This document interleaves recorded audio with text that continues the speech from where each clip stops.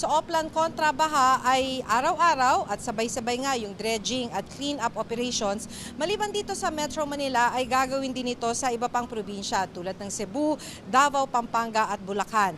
Isa itong San Dionisio Creek kung nasan tayo ngayon sa Parañaque City na ininspeksyon ng Pangulo. Ang San Dionisio Creek iniuugnay ang mga ilog ng Parañaque at Las Piñas, kaya naman kung barado na ay tataas talaga yung baha dahil hindi makadaloy ang tubig diretso sa Manila Bay. Sisimulan ito sa nasa 120 waterways o daluyan ng tubig na identified na critical area at sa kabuuan, nasa 500 na equipment ang gagamitin. Mahalaga raw ito dahil kung hindi nakakadaloy ng maayos ang tubig, of course, nagiging sanhi ito ng pagbaha. Sa Metro Manila pa lang may 220 waterways na at ang bilang ng mga waterway maaari pang madagdagan dahil pinag-aaralan pa ng Project NOAA ang ibang mga daluyan ng tubig na natakpan na dahil halimbawa ginawang kalsada o tinayuan ng mga subdivision.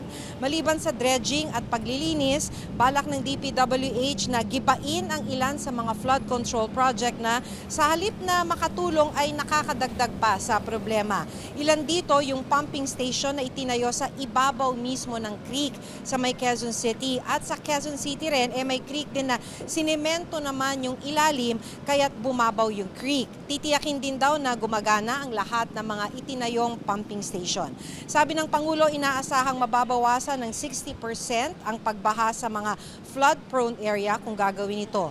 Para sa Oplan kontra baha, nilabas na ng equipment na yung mga equipment ng DPWH na sabi ng Pangulo ay nasa bodega lang. Hindi ginagamit para sa the big one o yung pagyanig ng West Valley Fault. Tutulong sa Oplan kontra baha ang mga business tycoon na sina Ramon Ang at Manny Pangilinan. Kaya parehong nasa launching ng programa ngayong umaga. Ayon kay DPWH Secretary Vince Dizon, nasa 2.5 billion pesos ang ilalaang budget dito ng DPWH pa lamang.